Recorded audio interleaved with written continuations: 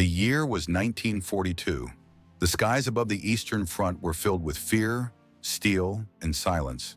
And somewhere in the middle of it all, a young pilot named Dmitry Petrov climbed into his aircraft for a mission he might never return from.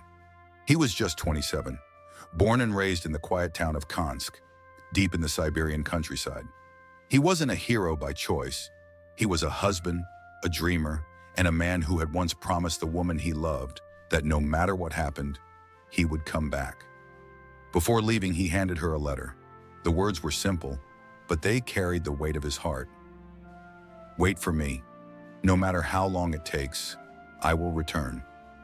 This is not just the story of a soldier. It's the story of a promise frozen in time and the love that refused to disappear, even as the years turned into decades. Today, we revisit a journey buried beneath snow and silence, and a voice that finally made its way home. Welcome to the channel. If you believe these stories should never be forgotten, join us. Subscribe now and turn on notifications to help keep every memory and every voice alive. Now, without further delay, let's get straight to the point. It was December of 1942, and winter in Siberia was unforgiving. The sky was gray, the air heavy, and snowstorms loomed just beyond the horizon. At the airfield, the ground crew worked in silence, their breath visible in the cold as they prepared an aging Yak-1 fighter for flight. That morning, Dmitry Petrov was assigned a reconnaissance mission over a remote region deep within the Siberian wilderness. It was a dangerous route. Communication lines were unreliable, the equipment was struggling, and the weather was growing worse by the hour. But he didn't hesitate. With gloved hands and focused eyes, Dmitry climbed into the cockpit. As the engine roared to life, the wind carried his thoughts back home. To Anya, to the warmth of their kitchen, to the letter he'd left behind. He took off into a sky painted in shades of steel and silence. No one knew that this would be the last time his aircraft would be seen. Hours passed. No contact, no return. Just the white emptiness stretching across endless miles of frozen land. Dmitry had vanished, swallowed by the snow, the clouds, and time itself. In the days that followed, search efforts were made, but nothing was found. Eventually, the radio silence became an answer no one wanted to hear. The official report labeled him missing in action, but for Anya, and for those who knew him, his mission had never truly ended. The telegram arrived a few days later, carried by a solemn officer with eyes that had delivered too many messages like this one. In the town of Kansk, where winter winds whispered through empty streets, Anya Petrov opened the envelope with trembling hands. The words inside were brief. Her husband, Lieutenant Dmitry Petrov, was reported missing during a mission. No further details, no answers. Just silence. Friends and neighbors gathered around her home in the following days. Some brought flowers, others offered prayers. Many wept beside her, but Anya did not cry. Not in the way people expected. She didn't hold a funeral. She didn't pack away his belongings or sell the house. She left Dmitry's boots by the door, his jacket hanging by the stove, and on the mantel above the fireplace, she placed his photograph, carefully dusting the frame every morning, as if he might walk through the door at any moment. When someone gently suggested she try to move on, Anya would simply smile and say, "He made me a promise." Dmitry always keeps his promises. Seasons passed, years followed, but the warmth in her voice never changed when she spoke his name. She didn't wait with sorrow, she waited with faith. The years moved on, quietly and without pause. The war had ended, the world had changed, and the little town of Kansk slowly reshaped itself. Streets became busier, buildings taller, and the faces around town younger. But one thing stayed the same. A modest house on the edge of town where Anya Petrov still lived. Her hair had turned silver, her steps slower, but her heart held on to something that time could never take. Hope. Inside that home, the photograph of a young pilot remained on the mantel, untouched by dust or fading. She still spoke to it every morning, still laid a hand gently on the frame, and still waited by the window on quiet evenings, just like she had decades before. In Kansk, Anya had become a quiet legend. People called her the woman who never forgot. Some saw her as a symbol of loyalty. Others, with good intentions, would gently suggest she move on, to live in the present. But Anya would only smile and say, "Some promises aren't meant to be left behind. Some weights are meant to be kept." It was the summer of 2002 when a team of Siberian researchers set out on a routine expedition deep in the frozen wilderness of the Krasnoyarsk region. They were searching for forgotten traces of wartime flight routes, old coordinates, scattered parts, maybe fragments of aircraft long lost to time. What they found was far more than history. Buried beneath layers of ice and silence, they uncovered twisted metal, the unmistakable remains of a World War II aircraft. As they carefully cleared the frost and snow, a familiar shape emerged. The cockpit, sealed and frozen, like a time capsule untouched by the world for 6 decades. Inside, still secured by his harness, was the pilot. Preserved by the cold, he remained dressed in the uniform of the Soviet Air Force, his posture undisturbed by the years that had passed. Resting beside him was a folded photograph, worn and faded with time. And tucked within the lining of his jacket, a letter, never sent but carefully written. The handwriting was strong. The message was simple. "Anya, I will return." After 60 long years, the silence had been broken, and the promise, frozen in time, was finally found. As the discovery made headlines, authorities moved quickly to uncover the truth. Specialists examined the aircraft wreckage, the uniform, and the faded documents found alongside the remains. Piece by piece, the mystery unraveled. It didn't take long for the name to surface. Dmitry Petrov, the young pilot who had vanished in 1942, somewhere over the Siberian wilderness. News spread across the region, from the frozen crash site to the heart of Kansk, the town that had once called him son, husband, and friend.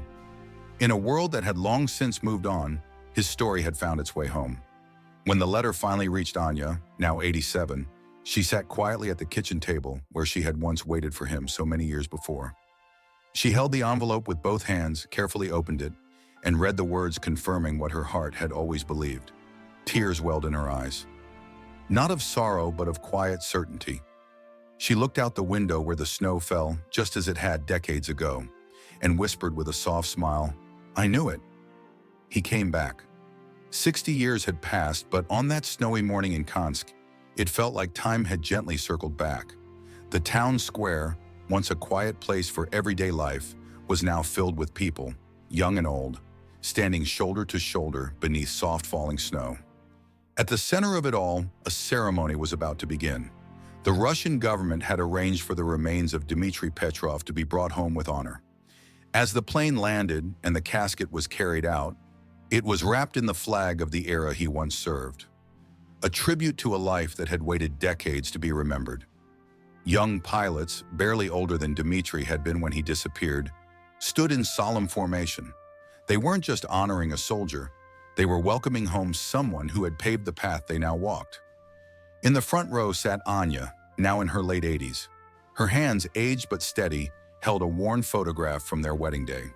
The same photo that had once lived in Dmitry's flight jacket, now faded with time. She didn't cry. She had shed her tears long ago. Instead, she looked toward the casket, closed her eyes, and whispered softly, "You kept your promise." And in that moment, surrounded by silence and snow, the town of Kansk welcomed back its lost son, not just with ceremony, but with the kind of quiet reverence that only true love and lasting memory can bring. The town of Kansk stood still that day. As snow fell gently over the memorial, people gathered in silence to welcome home someone they had never met, but had always known. Dmitry Petrov, the young pilot who had vanished into legend, had finally returned. A special ceremony was held in his honor. Soldiers in full uniform stood in formation, and a brass band played softly as his flag-covered casket was carried through the heart of the town. For many, it was more than a tribute. It was closure to a story passed down through generations. Anya, now elderly and frail, stood beside the grave. In her hands, she held the letter found in the wreckage. The same letter he had never sent. She placed it gently beside the headstone, then rested her hand on the cold stone, whispering something only the wind could hear. One by one, the townspeople came forward. Some left flowers, others handwritten notes. Children placed paper airplanes by the memorial. tiny symbols of a man who had once soared through the skies. Etched into the granite was a short, powerful phrase. No date, no rank, just 4 words that said everything. He came back home. What began as a quiet promise between a young pilot and the woman he loved became something much greater. A story that echoed far beyond the snowy town where it all began.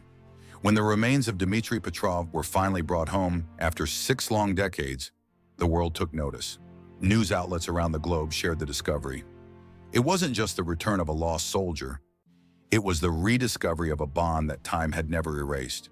Documentaries were made. Journalists and filmmakers traveled to Kansk to capture the place where love had waited patiently through generations. In schools, students began to read the letter Dmitry had written, not as a lesson in history, but as a lesson in loyalty, devotion, and the quiet strength of hope. For many, it was more than just a wartime story. It became a tribute to those who wait with faith and to those who keep their word, no matter how long the journey home may be. In a world that often forgets, this story reminded everyone, some promises truly last forever. 2 years after Dmitry's return, Anya quietly passed away in the same home where she had waited for him all her life. She was laid to rest beside him, just as she had wished. Together again, not in memory, but in peace. In the town of Kansk, their story lives on. A small museum holds the letter he never got to send and the faded photographs she never let go of. These are more than relics. They are symbols of devotion, of time standing still, and of a promise stronger than war, distance, or silence. Every December, on the anniversary of the crash, young cadets from the local airbase visit the graves of Dmitry and Anya. They bring flowers, they stand in quiet respect, and they learn what it means to love without conditions and to wait with faith. Stories like this aren't just about history, they are about the human heart and how some promises are so powerful that they find a way to be kept, even after decades of silence. What about you? Have you heard this story before? What would you have done in Anya's place? What other stories of soldiers and those who waited for them deserve to be shared? Let's keep their memory alive, together. If this story touched your heart, don't let it be forgotten. Like the video, leave a comment, and subscribe to the channel. And don't forget to turn on notifications so you won't miss the next story that deserves to be remembered. Until then, stay kind, stay curious, and keep every promise alive. We'll see you in the next chapter.